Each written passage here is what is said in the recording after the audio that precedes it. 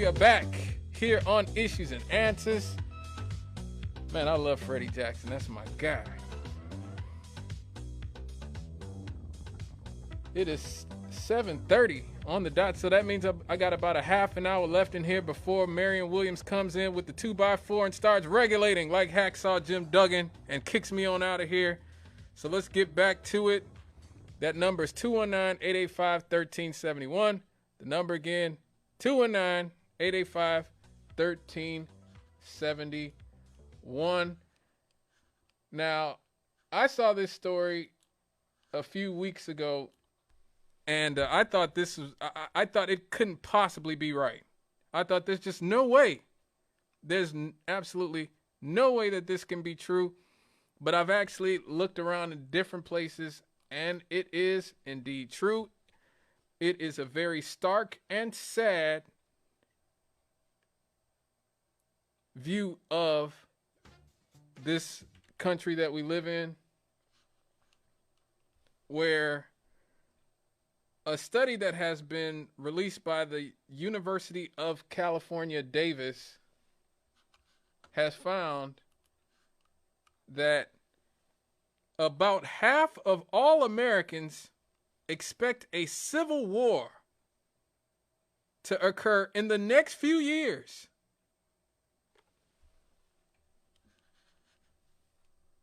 Think about that. A study found that about half of Americans believe that a civil war will occur in this country in the next few years.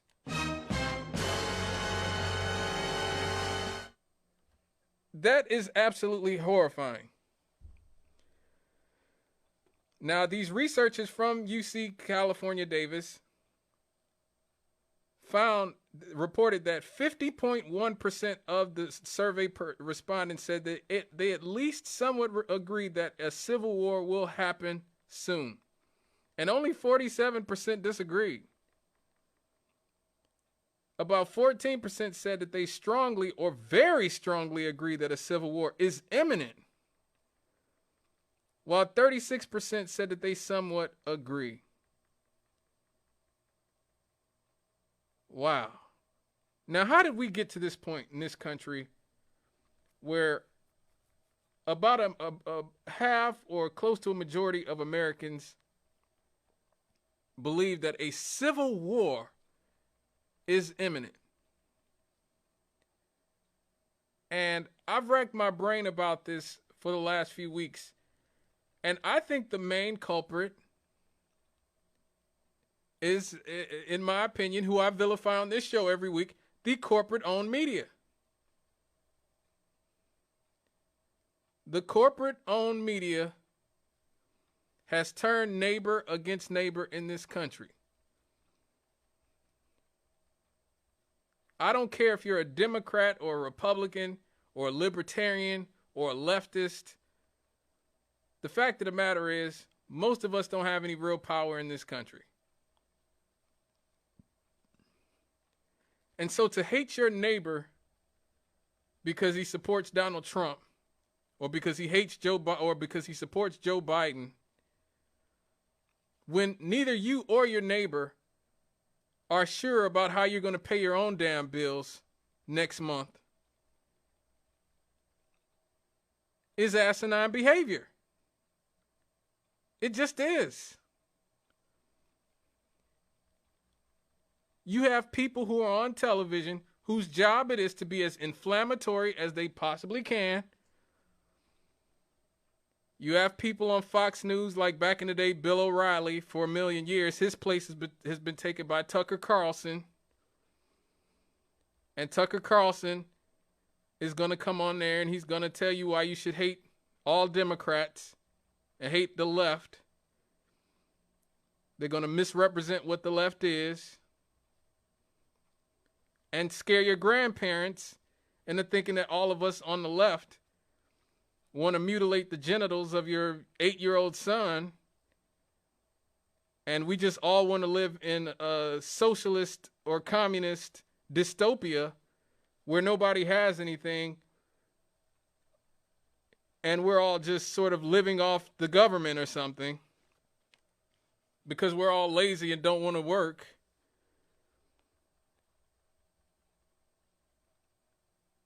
And we're all just going to let Muslims and illegal immigrants take over the country. That's what you get from them. Then you get from MSNBC about how all Trump supporters are white supremacists. They're all in the Klan. They're all Nazis. And the irony in all that is that, we know liberals support Ukraine, and Ukraine is where all the Nazis are. And you know how I know? Because every news organization in the world, independent, corporate, whatever, was writing about how full of Nazis Ukraine was up until this war started, this proxy war that just finished. It hasn't finished, but it just got started in February and March here. But all the Trump supporters are Nazis. All the Trump supporters are white supremacist Klan members. They all hate women. They all hate the gays and LGBT people. And they all want to put, they're going to put the women back in the kitchen. They want to put all the Hispanics in cages. And so anytime you're ingesting this amount of what is called news on a daily basis, of course that's going to affect the view that you have of your neighbor.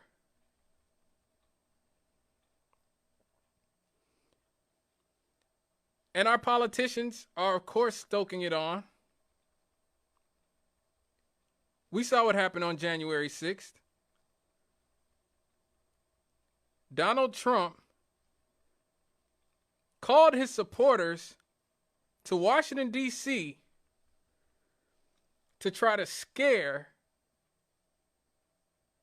Congress into changing the results of the 2020 election.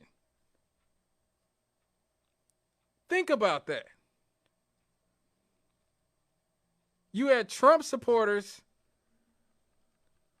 hitting cops with fire extinguishers, trampling security to try to hang Mike Pence, Donald Trump's own vice president, who was hiding and cowering in fear with his family in a hidden compartment of Congress, while people 100 feet away from him were yelling for him to be hanged. And why was this?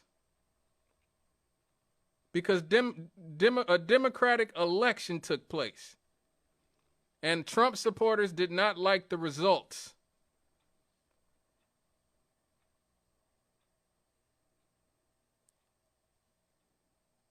So you have a whole wing of the party, the Republican Party, who supported a fascistic takeover of the American government. Think about that. And then you had arsonists like Josh Hawley, a guy who I thought had the potential to possibly be president in this country. Of all the people who who the Republican Party put out there, Josh Hawley was the guy who scared me the most as somebody on the left. He scared me the most. Like, oh my God, if Josh Hawley gets some backing behind him because of his populist leanings, being from a battleground state like Missouri, this guy is going to be hard to beat. And you see him on January 6th after helping Donald Trump perpetuate the big lie that he somehow won the 2020 election. You see him running for his life like a little schoolgirl after lighting the flame. That show you what kind of coward he is. How you gonna light a match, start a fire, and then run away like you didn't do anything?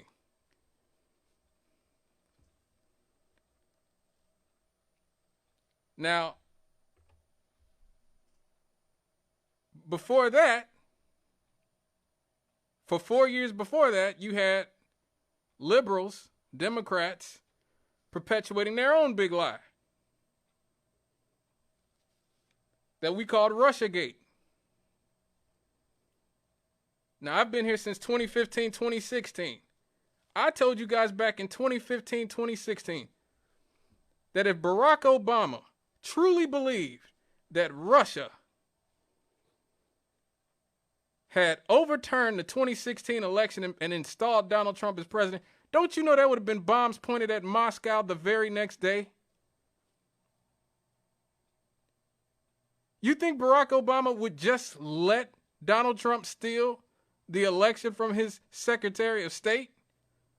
Of course not. It never made any sense, and as time goes on, we see the big lie of Russiagate has been exposed. At most, Russia paid for some ads on Facebook. But their role in the 2016 election was no bigger than the role of Israel, of Saudi Arabia, of Qatar, of all these Gulf state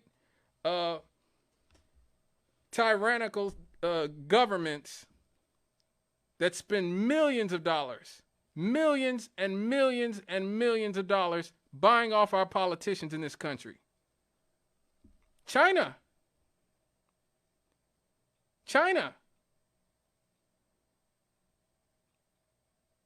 They pump tens of millions of dollars into our elections.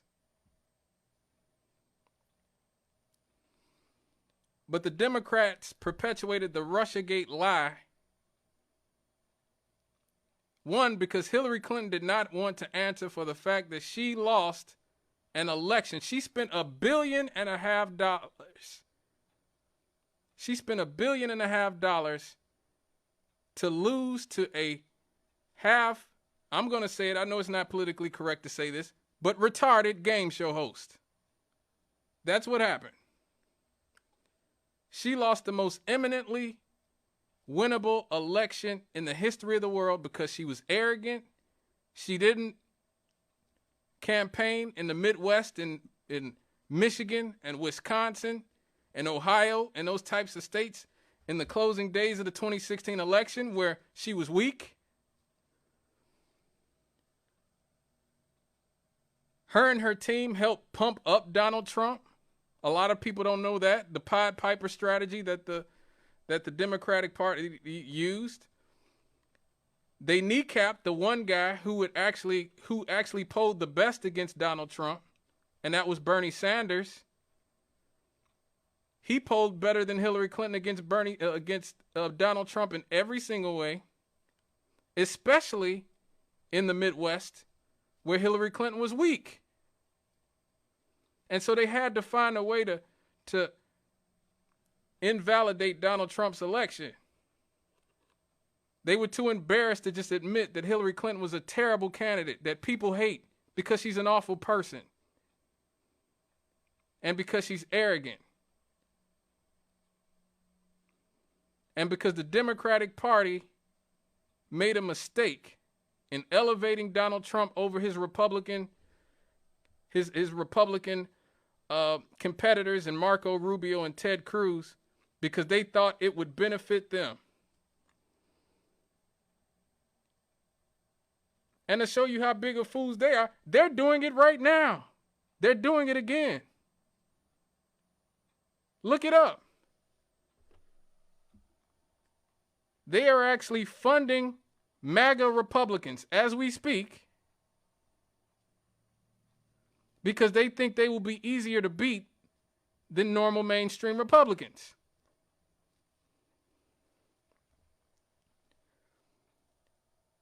Now, if you truly believe somebody is a Nazi and a fascist and a member of the Klan, you ain't gonna prop them up and give them money and put a bigger spotlight on them because you think they're easier to beat. Especially considering that's where you went wrong in 2016.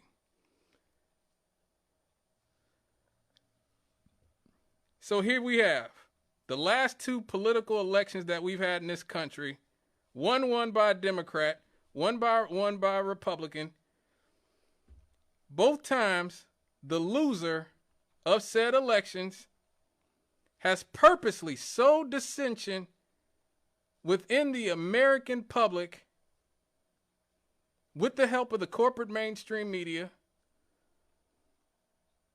and the CIA, minders who are, use things like Operation Mockingbird to purposely poison the minds of the public to create an environment that could lead to a collapse of this country. An actual civil war.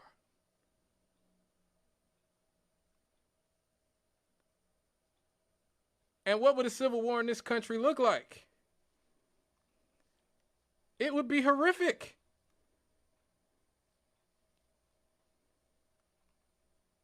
America is the most armed country in the history of the world. This is what I don't think a lot of people are understanding. This is the most armed country in the history of the world.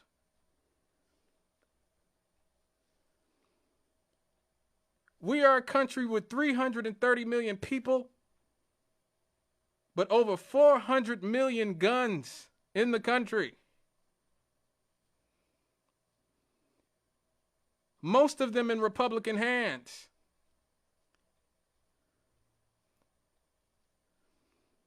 Yes, the left, I won't say the left, liberals, the Democrats have the major cities. Yes, you have New York. Yes, you have California. Yes, you have Chicago. But you are surrounded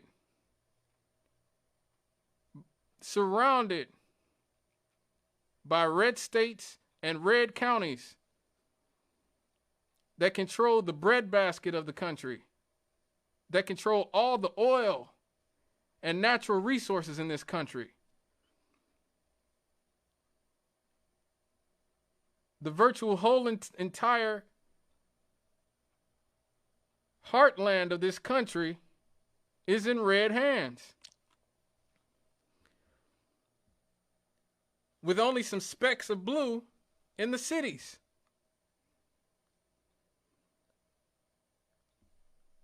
So a civil war in this country would be catastrophic for black people, for the poor, particularly the urban poor, for the left, for Democrat. The civil war that happened would be in a horrific place. And you just have these people on MSNBC talking like, oh man, a civil war, oh these Trump people. Look, you have two options. You can either come together and try to make amends with your fellow man in this country, or we can all die together here in this country. And that really is the sad reality. When you have this many guns and you have this many angry, violent people in one country. A civil war is not something that Americans who are relatively fat and relatively healthy and have never witnessed the type of large-scale violence that you see in Mexico and Central African Republic and the Democratic Republic of the Congo and Honduras and Nicaragua have been through. We are not about that life here in this country. So, everybody who's trying to talk us towards that ledge because they hate what Donald Trump said or because they hate the Democrats, just think about what you're doing. Think about what you are, that Pandora's box that you are opening, and what hell could come out of it. Let me get this call before I have to go to a break.